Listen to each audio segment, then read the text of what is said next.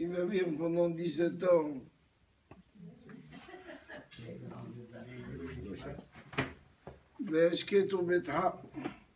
Pour la première fois que Yaakov il a un peu de calme pendant 17 ans, jusqu'à maintenant, elle était harcelée. Elle était avec les problèmes de la vente de Yosef, Lavan, Esav.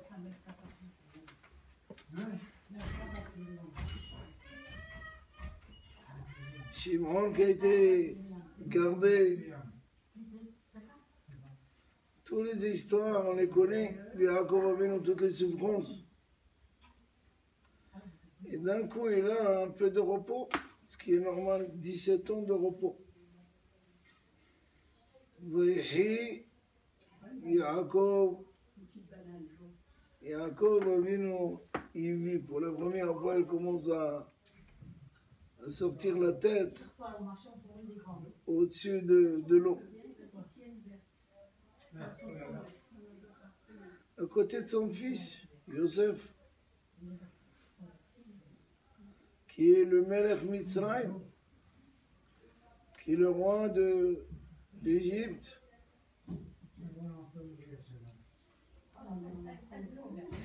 Et lorsqu'il a vu que ces journées s'approchent, la fin de sa vie, elle arrive,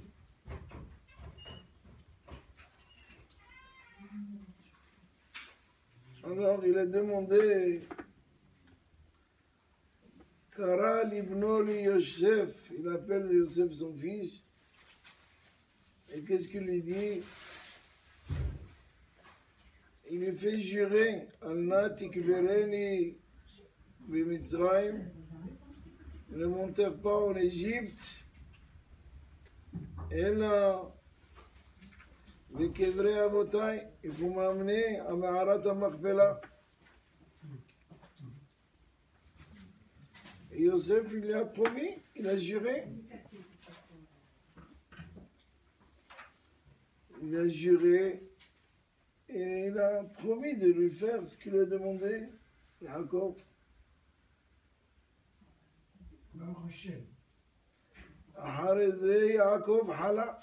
Après cela, Yaakov est tombé malade.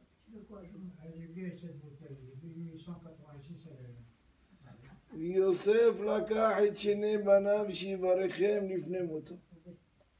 Yosef il a amené ses deux enfants pour les bénir avant de quitter ce monde, ce qui est normal. C'est-à-dire Yosef est resté 17 ans sans voir son père. D'après certains commentaires, Ni lui ni ses fils. Non, il y a un fils qui était tout le temps à côté de lui. C'était Ephraim, le fils de Yosef. Vayaged, ils sont venus annoncer à Yosef que son père est malade. Qui c'est qui est venu annoncer? Le fils. Il était à côté de son grand-père. Ephraim était à côté de Yaakov. Il apprenait la Torah de son grand-père. Et comme il apprenait la Torah de son grand-père, c'est lui qui est venu annoncer à Yosef que son père est malade. Donc Yaakov Avinu, il arrive et il commence à venir.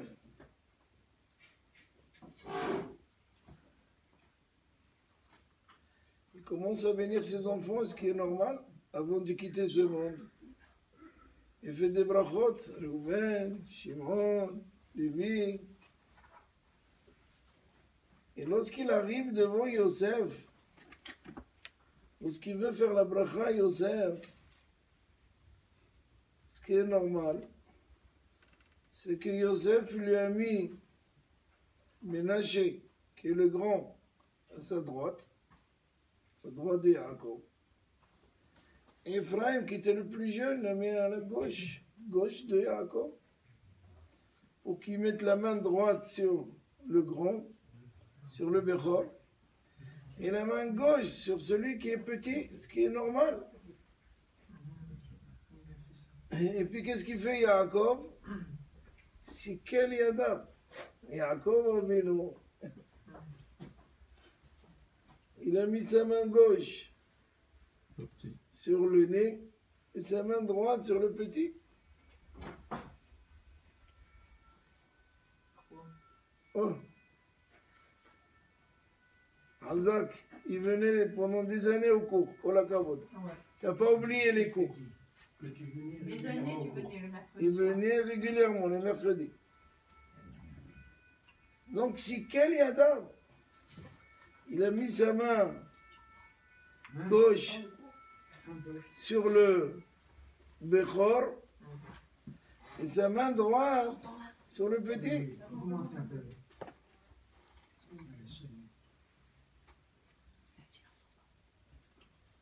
Autrement dit, la plus grande bracha, il a donné à qui? Le petit. C'est pas normal. Il n'y a pas de logique. Et non seulement ça.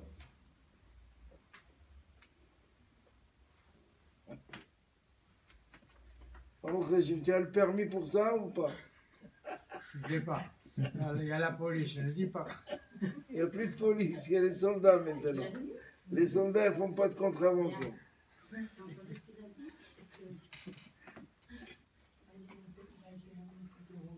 J'avais besoin de toi, je ne sais pas pourquoi. Une petite bricole.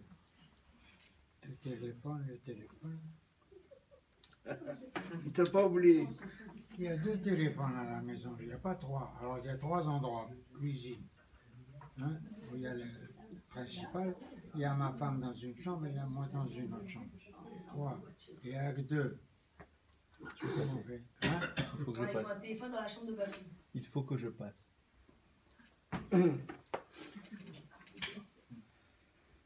Donc, comment ça se fait que Yosef, il fait l'inverse? Et Yaakov, pardon.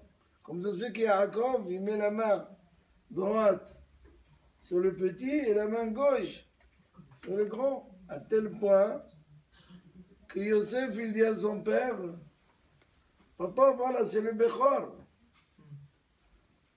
Yadati beni yadati. Je sais. Gamho, lui aussi, va être grand. Et c'est ça finalement, pourquoi Yaakov, il fait les mêmes erreurs qu'il a fait avec ses propres enfants. Même erreur, ça se répète. Il achète une tunique à Yosef, ce qu'il n'a pas acheté aux autres frères. Tout le monde voyait qu'il préférait Yosef. Et il fait la même chose maintenant avec les enfants de Yosef. Enfin, papa, t'as rien compris de ta vie, quoi. C'est ce qu'un enfant, il dira aujourd'hui à son fils, à son père. Tu es vieux? T'es vieux, tu vois plus. Tu veux les lunettes de Aflalo? On t'achète des lunettes d'Aflalo, là, les verres de contact. Quel est? Yaakov corrige Yosef, il lui dit, et tranquille, reste tranquille. Je sais, je vois très bien, j'ai le Ruach HaKodesh, j'ai l'Esprit divin. Il n'y a pas de problème.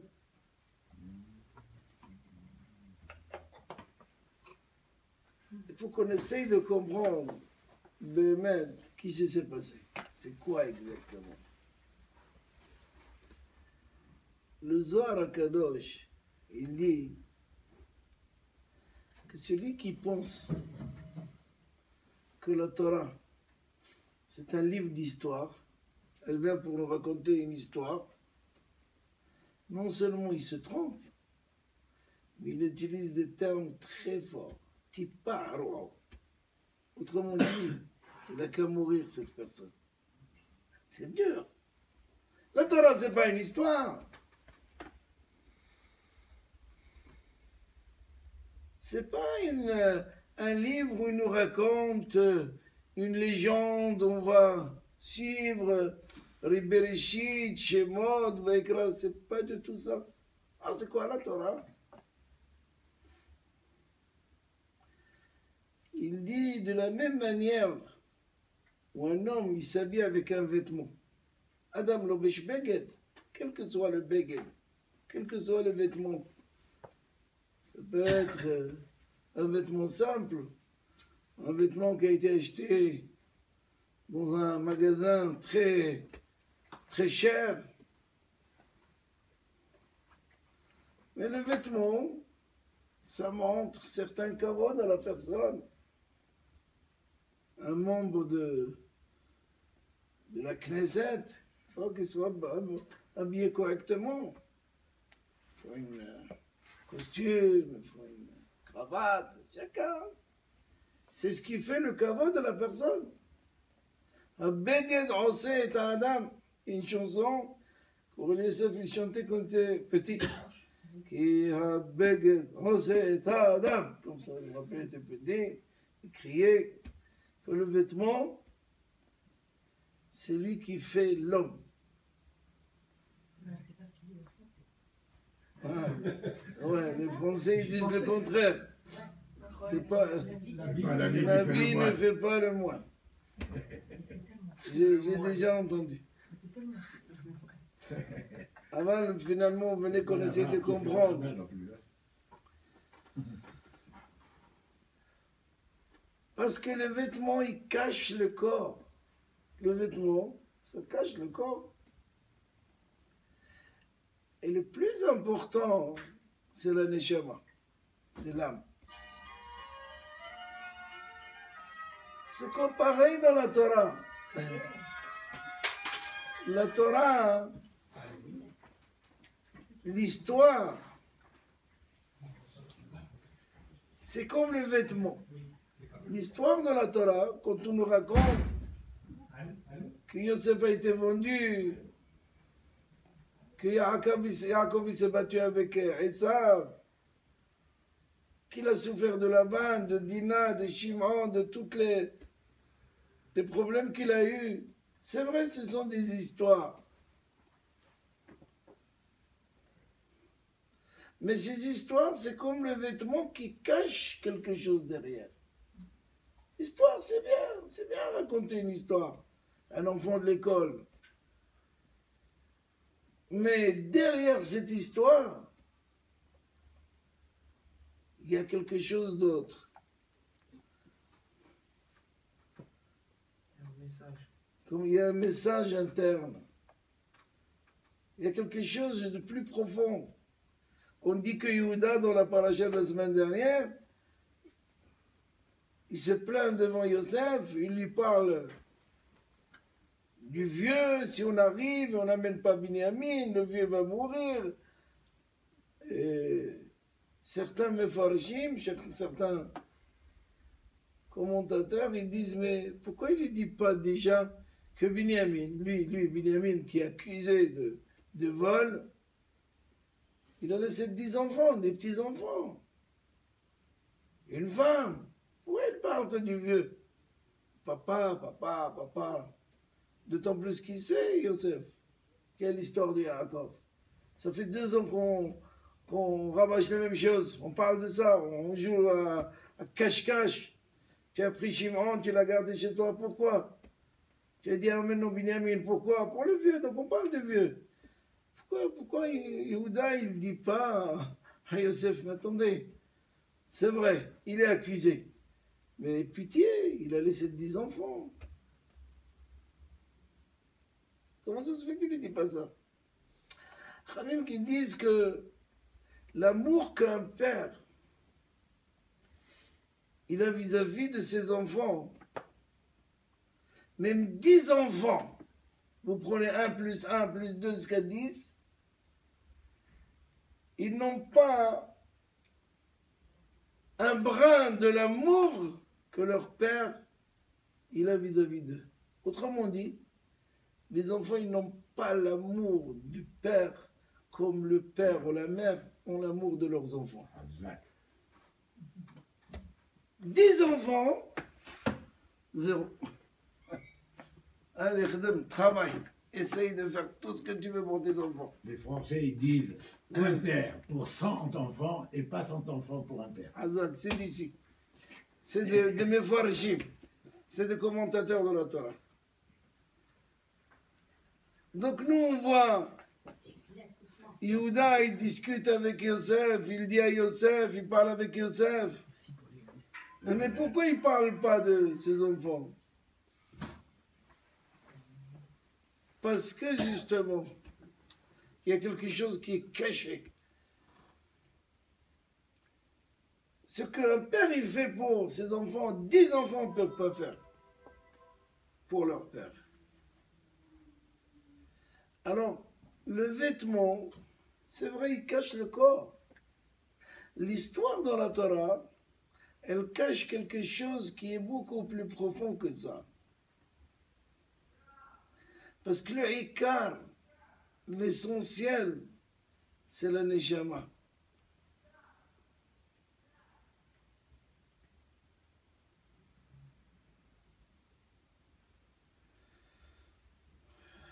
Hem harazin de oraita, comme ça il dit le Zohar. Razin, c'est le secret de la Torah. Le secret de la Torah, c'est de ces choses-là qui sont internes. Que l'histoire ne fait pas comprendre, on les comprendra que lorsqu'on va approfondir le sujet.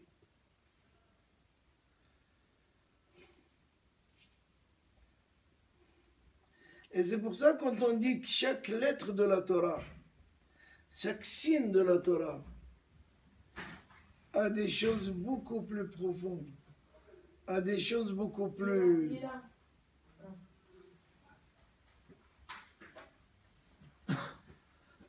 C'est pour ça s'il manque une petite lettre dans la Torah, un petit Yud, le Sefer Torah n'est pas sourd.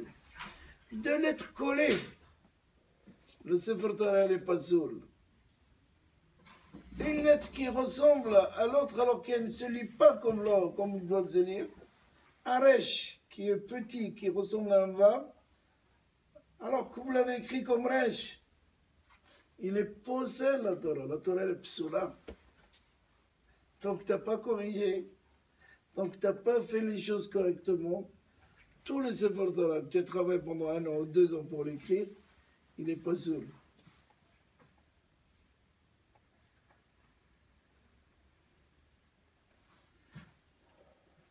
Alors la Torah, elle a trouvé bien de nous raconter l'histoire de Yaakov avec Ephraim et Ménaché. C'est bien, c'est une belle histoire.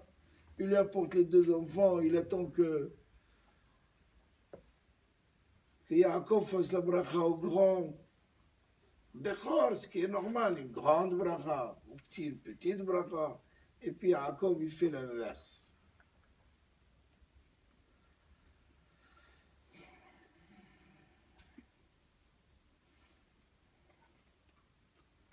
Alors, nous, on a pensé, parce que Yaakov a vieilli, c'est vrai, 147 ans, c'est pas pour tout le monde, donc il voit peut-être mal, et Yosef, il court pour lui enlever la main, pour lui dire non, papa, c'est faire à l'inverse.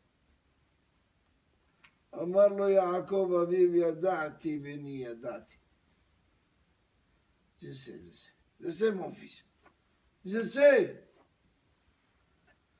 וגם הוא יהיה לעם, הבכור הזה, מנשה, il va être aussi quelque chose de grand. גם הוא יגדל. Mais le petit va être plus grand que lui. Comme toi, Yosef, tu vois, tu étais plus grand que tous tes frères. Malgré que tu es venu leur raconter tes halomot, tes histoires. C'est pour ça qu'ils t'ont détesté. Il n'a pas dit. Parce qu'on dit que Yaakov Avinu, il n'a pas su vraiment l'histoire. Yosef, il n'est jamais allé en Égypte voir son père pendant 17 ans. Il a vu qu'à l'arrivée, après il lui a mis son fils service de son père, mais jamais il est revenu voir son père. Alors il est le Kibboud Avraham.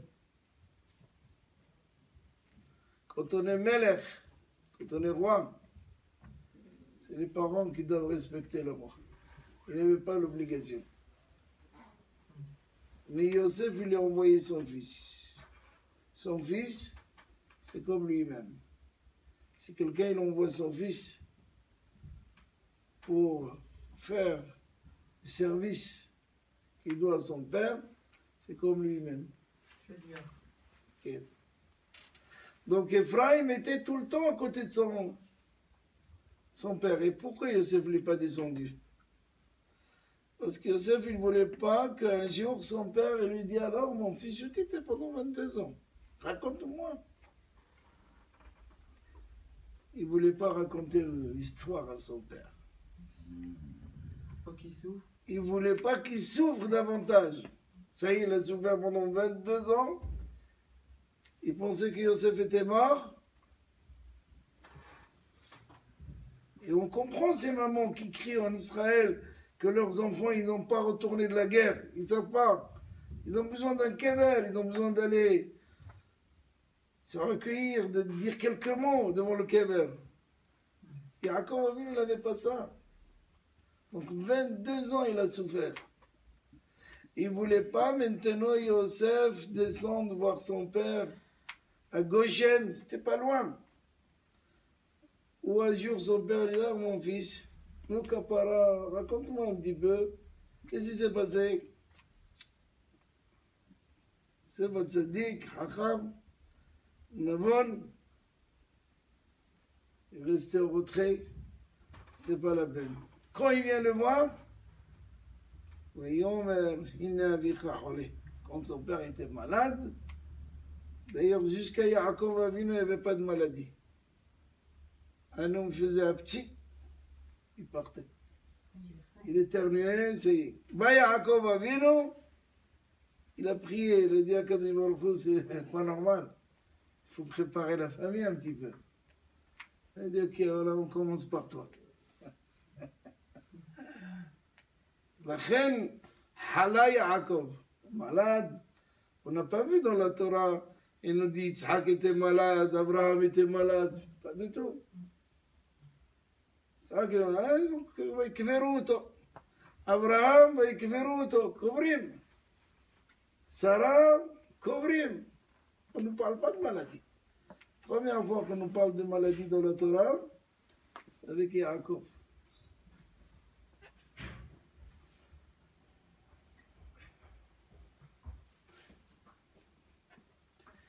Et qu'est-ce qu'il dit à Yaakov dans la bracha? Becha yivarech Israël. Il dit à Ephraim, le petit, quand un Yehudi, un juif, il doit faire la bracha à ses enfants, il dit: Isimcha Elohim ke Ephraim. On commence par Ephraim. C'est la bracha qu'il a donnée à Yaakov. Becha yivarech Israël. Toi le petit, quand Am Israël, quand un papa il va faire la bracha à ses enfants, comme on a l'habitude de faire le vendredi après le kiddush, ou avant le kiddush, ça dépend des minhag, qu'est-ce qu'il doit dire? Isimcha Elohim qu'Ephraim, d'abord Ephraim, qui est le petit, et après Menaché. Qu'est-ce qu'il a donné cette bracha? C'est Yaakov.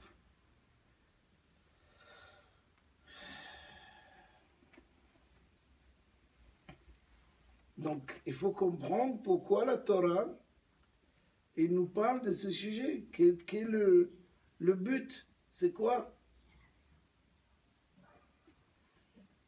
Pourquoi Kadosh Baruch Hu, il a écrit ça dans la Torah? Qu'est-ce qu'il vient nous apprendre? C'est quoi la moralité? Parce qu'on a dit que ce n'est pas des histoires. La Torah, ce n'est pas des histoires. L'histoire, c'est un vêtement. Alors qu'est-ce qu'il y a à l'intérieur? Qu'est-ce que la Torah il voulait nous apprendre là-dedans? Qu'est-ce qu'Akadosh Baruch Hu il veut nous dire?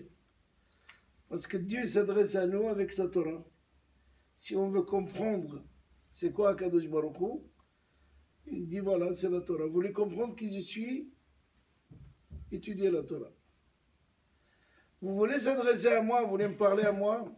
Adressez-vous avec une prière. Nous, on s'adresse à Dieu avec le tefila. On vient, on fait une bonne amida, on est mechaven, on pleure. Ça, on s'adresse à Kadosh Baruch Hu. Donne-nous la guérison, donne-nous un peu de chokma, donne-nous un peu de bracha, un peu de parnassa. On lui demande. Donc c'est avec ça on s'adresse à Dieu. Lui s'adresse à nous avec la Torah. Son plan, c'est la Torah. Alors qu'est-ce qu'il veut? C'est quoi ce phénomène de Ephraim et Ménaché? C'est quoi donner la bracha à un petit avant le grand? C'est quoi cette erreur déjà qu'il a fait Yaakov avec Yosef?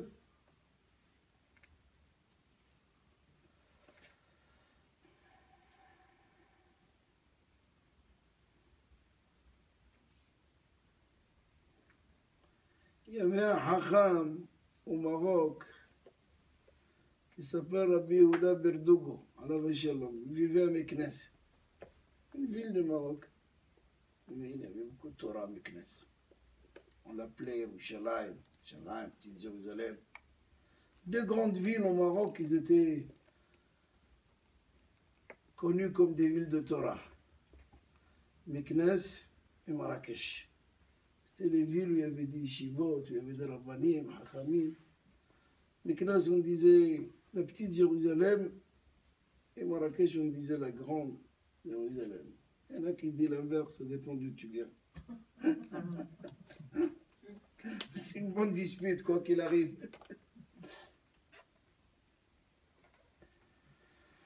Alors il dit qu'en fait, Ephraim et Ménaché, ils nous tracent deux chemins dans la Avodat Hashem, dans le service d'Akadosh Baruch Hu. Ephraim, c'est un chemin, et Ménaché, c'est un autre chemin. Ah, c'est quoi? C'est quoi les chemins? Qu'est-ce qui nous trace Ephraim et qu'est-ce qui nous dit Ménaché? Parce qu'on cherche le fond de cette histoire. Pourquoi Akadosh Baruch Hu a écrit ce dialogue, ce ma'aseh, cette histoire dans la Torah?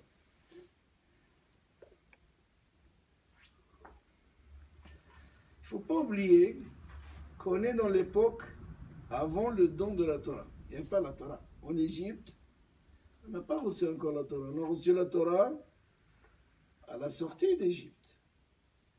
Une fois qu'on a travaillé pendant 400 ans, 410 ans, il y en a qui disent un peu moins, peu importe. On sort de là-bas, et la traversée de la mer Rouge, il y a eu le Mont Sinaï, on a reçu la Torah. Or ici on parle de quelle date? Bien avant l'esclavage. Bien avant le don de la Torah. À peu près 500 ans avant le don de la Torah. Mais il y avait une sorte de Torah. Comment ils sont dirigés? Comment ils sont guidés? C'est quoi ce peuple, ces Hébreux? Ils faisaient quoi Abraham, qui faisait la guerre à Nimrod et au monde entier? Il cassait tous les idoles. C'est quoi? Il y avait une sorte de Torah qui était transmise de père en fils, que Adam Arishon il a reçu. Et cette Torah, on l'appliquait sans qu'elle soit donnée comme un ordre. Parce que quand c'est donné déjà, quand on a accepté, c'est écrit Gadol ha-mitzuveh ve'oseh, Meshe'eno mitzuveh ve'oseh. Je m'explique. On a une règle dans l'étude de la Torah que celui qu'on lui a ordonné de faire une mitzvah, appliquer quelque chose, il l'applique, il a plus de mérite que celui qu'on ne lui a pas donné l'ordre d'appliquer une mitzvah, il l'applique quand même. Pourquoi celui qu'on lui a donné l'ordre, on ne dit pas le contraire, que celui qu'on n'a pas donné l'ordre, admettons, Par exemple, une femme, elle n'a pas besoin de faire Netilat Lulav. Elle n'a pas le hiyub, elle n'a pas l'obligation. Elle n'a pas l'obligation de s'asseoir dans la soukha. C'est pas une obligation. Elle veut, c'est bien. Pourquoi quand elle fait, elle, la mitzvah, on dit, c'est bien, mais tu n'as pas le mérite comme celle de l'homme. Parce que c'est plus dur pour l'homme. Parce que c'est plus dur quand il y a un ordre. Vous êtes à l'armée, il vient un petit shrif comme ça, de 19 ans, 20 ans, et il te dit, hé, toi, tu as envie de le prendre. Mais c'est un ordre, tu as le choix, sinon c'est la prison. Quand c'est un ordre, on a difficulté. Comme un patron, vous donne des ordres et vous êtes obligé, qu'est-ce que tu vas faire? Tu vas t'échapper une fois, deuxième fois, il te voit avec la caméra. Tout est dans le portable maintenant, il voit. Il peut rester chez lui à la maison, il voit exactement ce que tu fais. Donc tu ne peux pas faire ce que tu veux.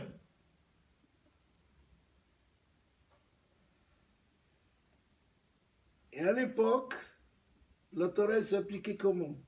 Il y avait des corbanotes, ils faisaient des sacrifices. Et qui étaient les responsables des sacrifices? On parle des Hébreux, hein? On ne parle pas maintenant des Goïms, des Égyptiens, on parle les 70 âmes qui sont descendues en Égypte avec Yaakov, et que de là, il y a eu des naissances, on a procréé un peuple qu'on appelle les Hébreux. On n'est pas encore juifs.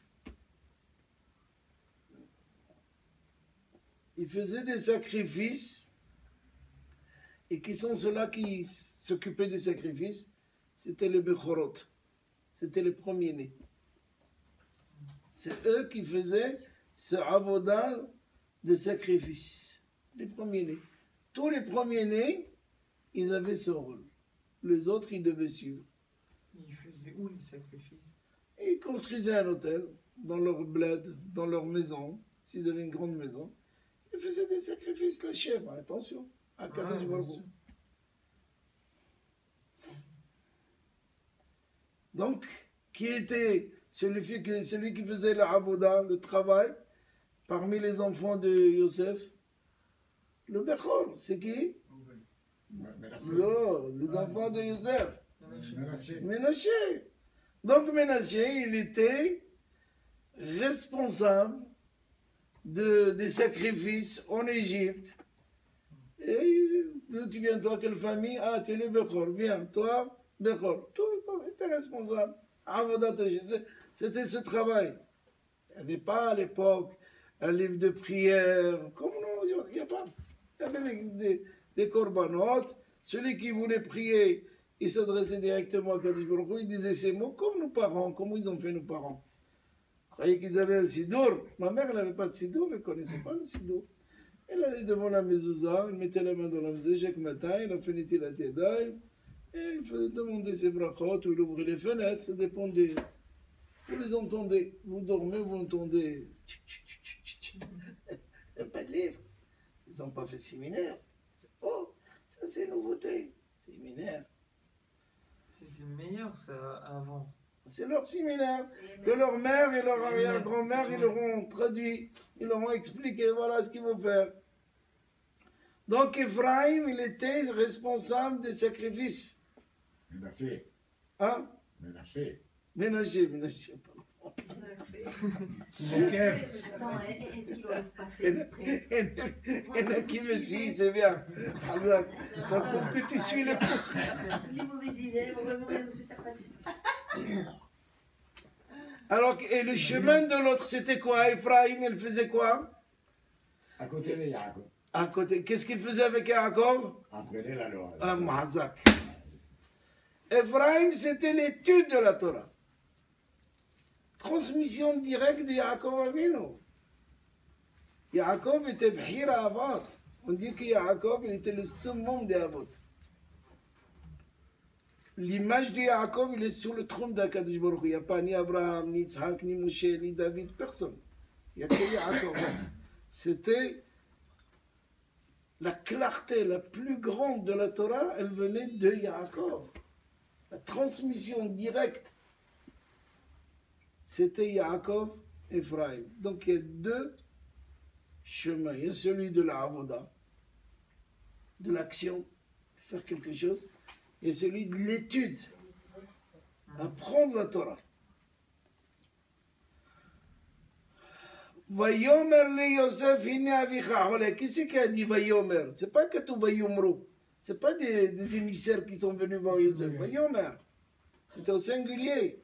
C'est qui? Ephraim. Ephraim était à côté de Yaakov.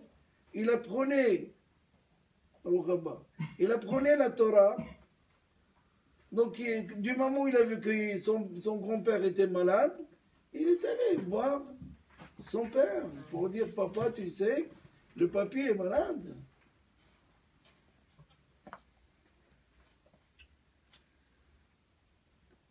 Donc, la dispute entre guillemets, on va dire dispute, la discussion entre Yaakov et Yosef, qu'est-ce qui est plus important?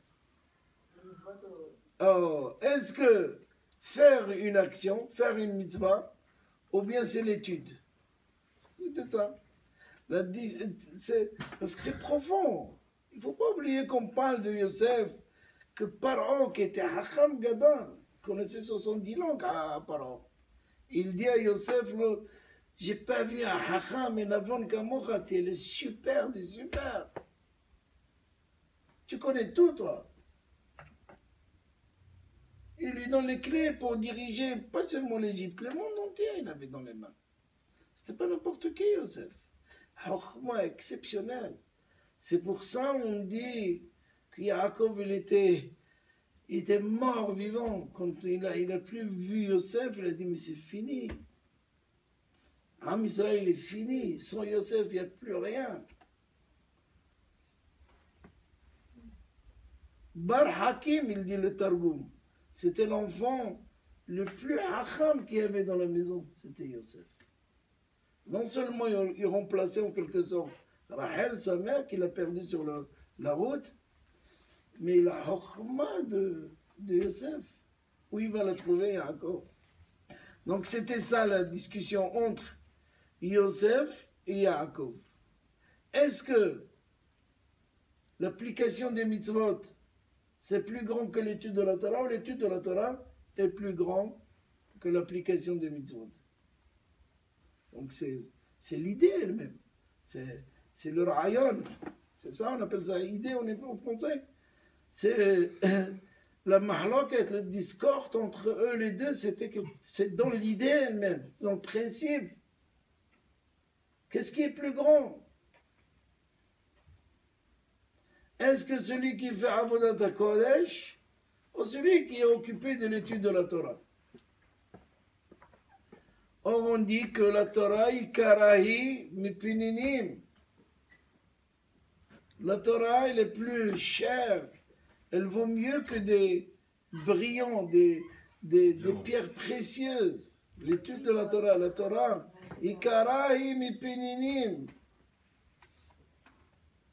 Même le plus bas d'Am Israël, s'il est osek ba Torah, s'il étudie la Torah, la Gemara, il dit, il s'appelle Isha Elokim.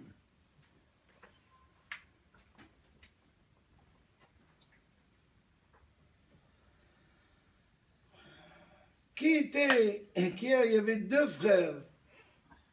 Un, il faisait le korbanot, et l'autre, il s'occupait de la Torah. C'était Aaron et Moshe. Moshe, on l'appelle Isha Elohim, l'homme de Dieu. Et Aaron, comment on l'appelle? Vaïfhar Aaron, le Akdisho, c'est un homme kadosh, c'est bien, c'est très bien. C'est bien, mais pas comme Moshe. Même s'ils sont comparés. Mais Aaron, c'est la avoda, c'est le service au Beth Amikdash. Moshe, Isha Elohim, l'homme de Dieu. qui le limouse et les autres, c'est ça? Bien sûr. Moshe, il va chercher la Torah. Moshe, il va apprendre d'Akadosh Baruch Hu la Torah. Moshe, il va faire descendre la Torah, l'étude de la Torah. Aaron, Aaron, c'est bien. Même s'il rentrait les fnim, même s'il rentrait dans les salles le jour de Kippour. Mais il n'a pas le même niveau que Moshe Rabbeinu. Viens me pousser.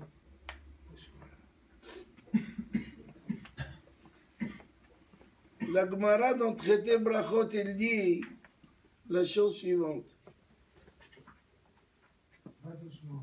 120 à l'heure, pas plus. merde. Et Attends, il a besoin d'une afsaka. Il a besoin d'une afsaka. Ça, Voilà la c'est bien. récréation. Voilà la récréation des bouts. Oui. Ah bah, comme ça, ici, à cet endroit même. On change de coin. Bien comme ça. Le Kaddish, je vais faire le Kaddish. Ouais, on va finir dans encore 5-10 minutes, on finit. Ouais, dans ça là. Ouais, pour la tête. Non, c'est la tête qui fait. La Gemara, il dit, dans le traité Brachot, que celui qui est en service d'Hachem, il est appelé comme un Eved devant le roi. Un Eved, un serviteur devant le roi. Il sert le roi. Avant celui qui étudie la Torah, il est appelé un ministre devant le roi. Celui qui fait la avoda, c'est comme un Eved, l'Ibn Melech. Mais celui qui étudie la Torah, c'est comme un ministre devant le Melech, devant Akadosh Baruch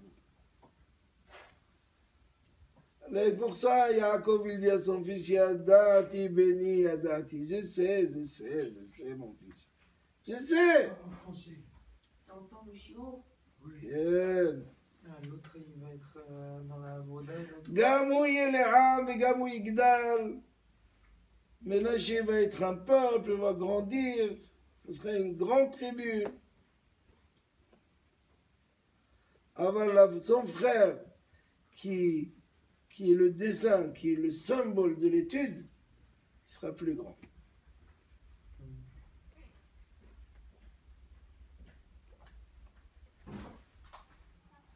Il n'y a pas une chose qu'on peut rapprocher l'homme à Kadosh Baruch Hu. Il peut l'homme s'approcher à Kadosh Baruch Hu comme l'étude de la Torah.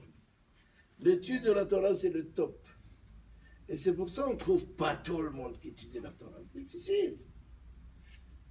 On est pris par le travail, par la parnassa, par la santé. L'étude de la Torah, c'est... Combien ils sont assis? Combien on est maintenant ce soir? Ils doivent être en vacances ce soir, non?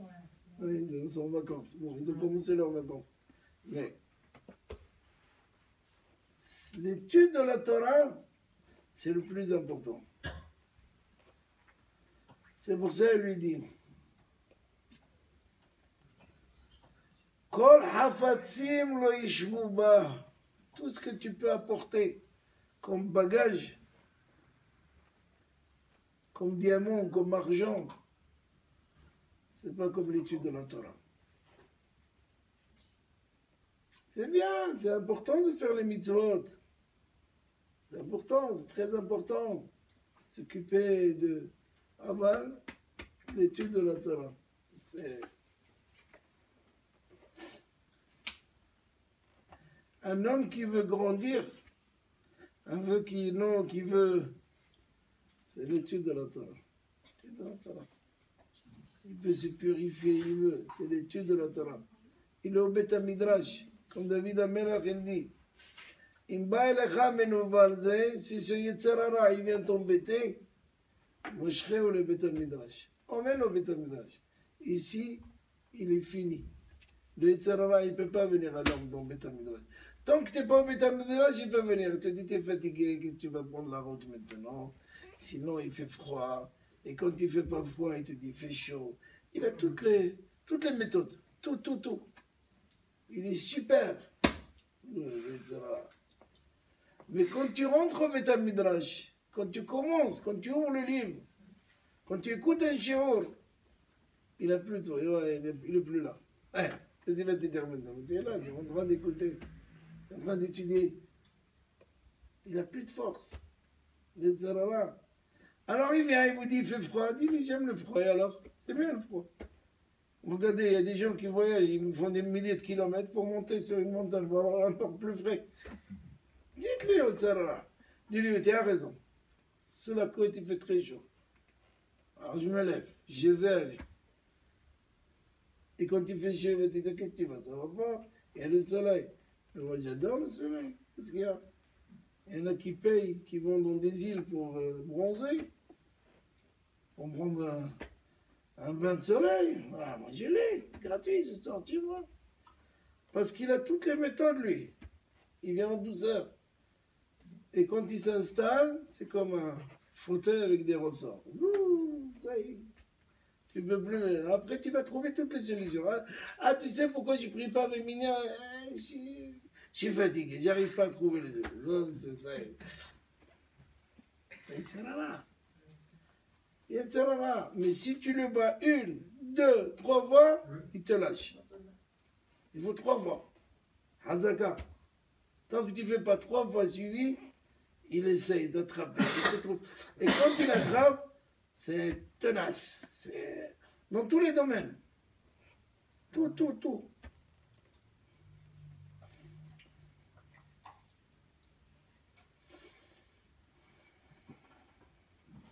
Man te ahid le zar ici, man te ahid beoraita, ahid bekoucha berekou.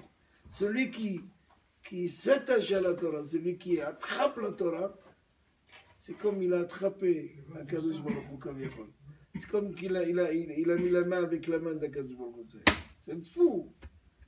Du moment où tu t'attaches, tu es avec le livre, tu es avec les cours, tu es avec l'étude de la Torah, tu es avec Akadosh Baruch Hu, tu es collé à Akadosh Baruch Hu. Man ahid beoraita, ahid bekoucha berekou. C'est fou. C'est le Zohar qui dit ça. Donc c'est bien. Où il y avait les korbanot, au Beth Amikdash, c'était en dehors de Beth Amikdash, c'était pas à l'intérieur. Les korbanot, ils étaient Ba'azara. Vous voyez le kotel c'est pas un mur de Beth Amikdash, il ne faut pas te tromper. C'était les murs en dehors de Beth Amikdash. Amikdash est là-haut. Et les korbanot, ils étaient là-haut. Pas à l'intérieur.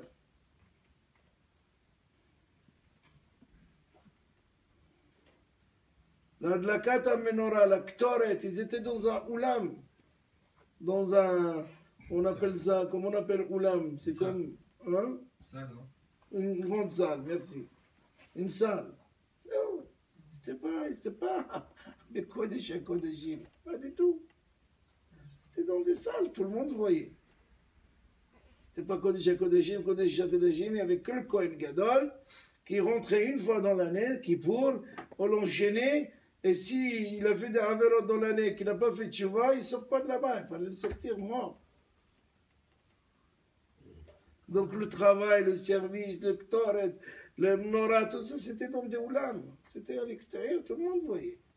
Tous ceux qui montaient à Yerushalayim voyaient la menorah allumée.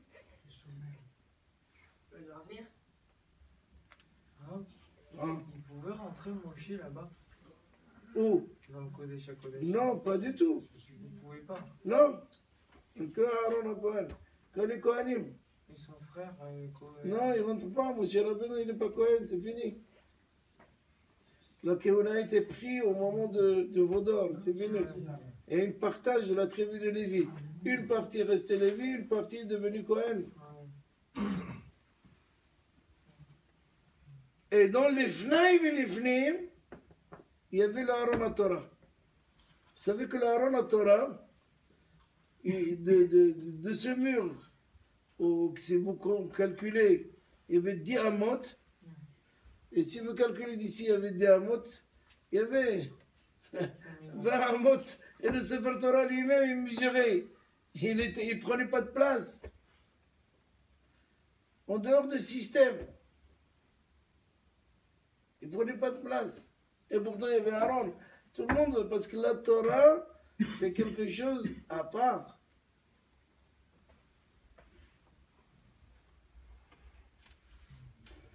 Donc, celui qui veut agrandir, celui qui veut rajouter, Celui qui veut prendre un peu plus, il doit rajouter dans l'étude de la Torah. C'est important.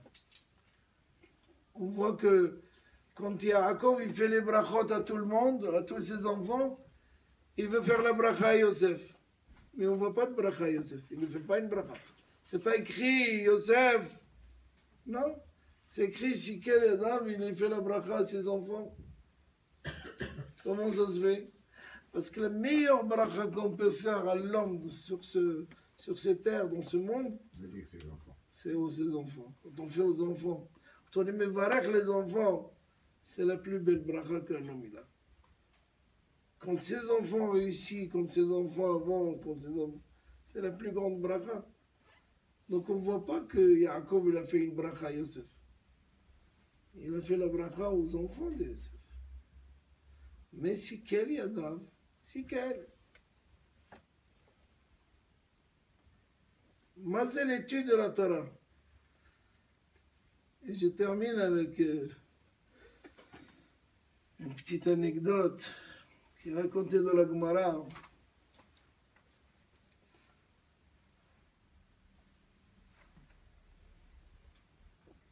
l'Or HaHaim, Or HaHaim הקדוש,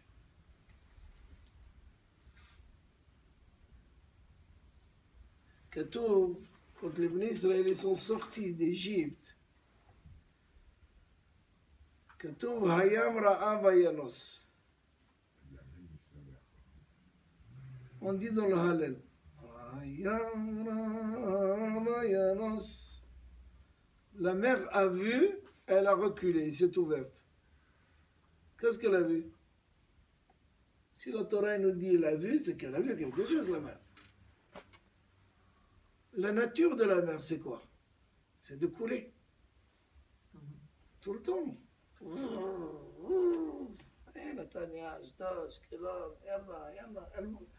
Chaque année où vous allez, vous la trouvez dans le même endroit.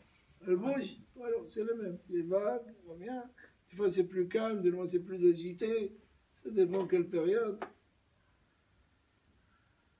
La nature de la mer, c'est de couler.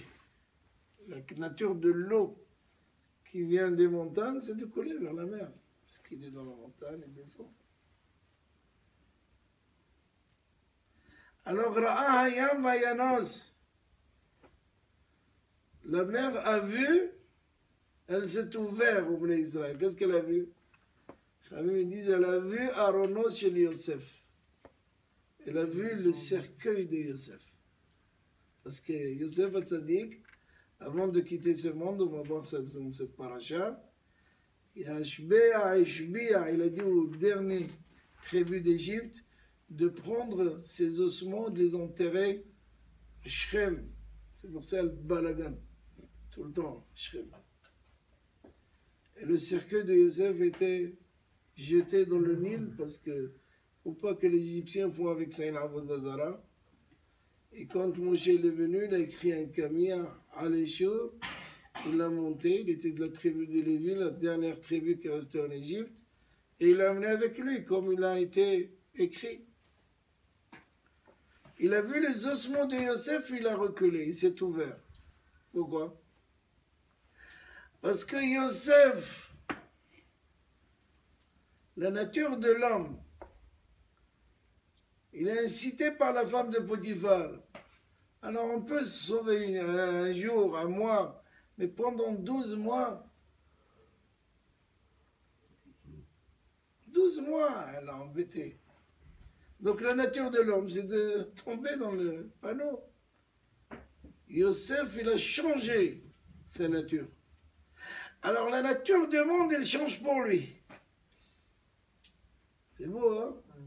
C'est-à-dire la mer, que normalement elle coule, elle va s'arrêter. Pour qui? Pour celui qui a arrêté. Pour celui qui a arrêté la nature de l'homme. C'est pour ça qu'on l'appelle tzaddik, seul. Dans toute la Torah, il y a un seul tzaddik, c'est Yosef. Alors, Ra'a Hayam Vayanos, Erdon Yesov Le'ahor, c'est Yosef. Alors on dit que Hayam Shav Le'etanu. Baboker, et Tano, c'est Otiyot Nao. Il y avait un tnaï, il y avait un Kadosh Baruch Hu, il a fait un tnaï avec la mère. Une condition, il a dit, tel jour, les Israël vont arriver, tu dois t'ouvrir pour que les Égyptiens rentrent. Mais finalement, c'est quoi s'ouvrir? On croit qu'ils ont traversé. Non. Sans rentrer ici, sans rentrer dans l'autre, sortir de l'autre côté, c'est juste pour enterrer l'Égyptien. Mitzrayim asher atem roim lo tir'u. Vous ne les voyez plus. Il fallait qu'ils passent par là.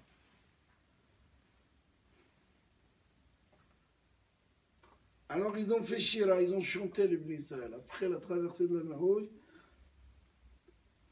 Katov, Myriam, Vatekana, Myriam, Toupim, Holot, tout le monde, Yashir Moshe, qu'on chante tous les jours, qu'on lit tous les jours à la Tfila.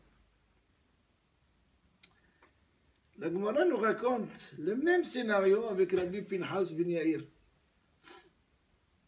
Rabbi Pinhas ben Yair, qui était le beau-père de Rabbi Shimon bar Yochai. Mais qui dit Rabbi Meir, peu importe. Rabbi Pinhas ben Yair. C'est écrit qu'un jour, il devait traverser le fleuve. Le fleuve était agité. Il a fait une tefila, le fleuve s'est ouvert. Il a traversé. Seulement voilà, il voit un Yehudi qui était derrière. Il dit à la mère, au fleuve, ouvre-toi encore. Qu'est-ce qu'il y a? Un Yehudi là, qui a mis le blé, il veut faire la matzah de Pessah, le moulin il est de l'autre côté. Et une fois que le fleuve il était en train de se fermer, il dit, hey, non, troisième fois, ouvre-toi. Qu'est-ce qu'il y a? Il y a un arbre là-bas qui vient, qui ne va pas dire, ces juifs là, ils font que pour eux, et nous, ils nous laissent ouvre. Même l'arbre il est passé avec son âne. Parce que de toute façon, hein, l'âne, pas l'âne.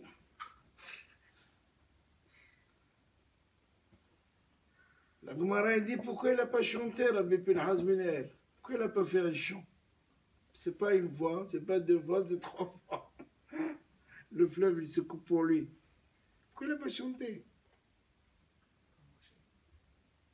Il dit non. La mer Rouge c'était avant le temps de la Torah. Avant le temps de la Torah, il n'y a pas d'étude de Torah. Qu'est-ce qu'on peut faire? On peut prier, on peut faire quelque chose. Un miracle.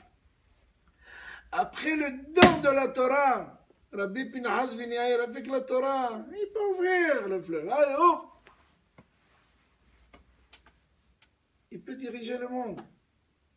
L'étude de la Torah, il peut donner de la capacité à l'homme de faire des choses au-dessus de la nature. Plus haut, plus fort que la nature. Il n'y a pas besoin de chanter. Il ne chante pas. Pourquoi? Parce que la Torah, c'est une force terrible.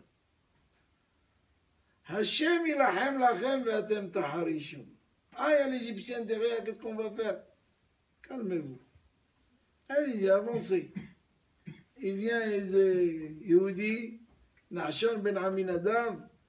Il dit, bon, qu'est-ce que j'ai à perdre? Je vais commencer à nager. J'ai le choix, je nage. Et lorsque l'eau il arrive ici, la mer, il y avait encore d'autres juifs qui sont rentrés. Ils voulaient être comme Nachshon ben Aminadav. Mais le premier qui a pris l'initiative, c'était Nachshon ben Aminadav. Après, il y avait beaucoup de Nachshonim, c'est bien. Mais ce n'est pas aussi fort que celui qui est rentré. C'est fait. Quand il fait le reste. Ça, c'est avant le don de la Torah. Avec le don de la Torah, on voit Mazel l'étude de la Torah. Rabbi Pinhas ben Yair, il peut couper. L'étude de la Torah a une force terrible. Et ça, c'était la discussion entre Yosef et Yaakov. Toi, Yaakov, papa, tu comprends mieux que moi. Parce que souvent, on dit c'est vieux. Non, ils ont une chokma, ils ont une expérience, il y a des années d'études. Tu as compris, mon fils, l'étude de la Torah. C'est plus important. Donc, j'ai fait la bracha à celui qui est dans l'étude de la Torah. Donc, qu'est-ce qu'il nous reste à faire? Apprendre la Torah, étudier la Torah. Non, que ce limoud soit l'ilou nishmat Rabbi Shlomo bar Myriam, Misouda, et Malka Bat Myriam. Malka Bat Myriam, et les fois chez les mains de Maxime, Mimoun ben Hanna, et que tous les claristes, ceux qui sont malades, ceux qui sont malades, ils ont tué 2 aujourd'hui devant le portail de Sha'ar Yafo. Imagine.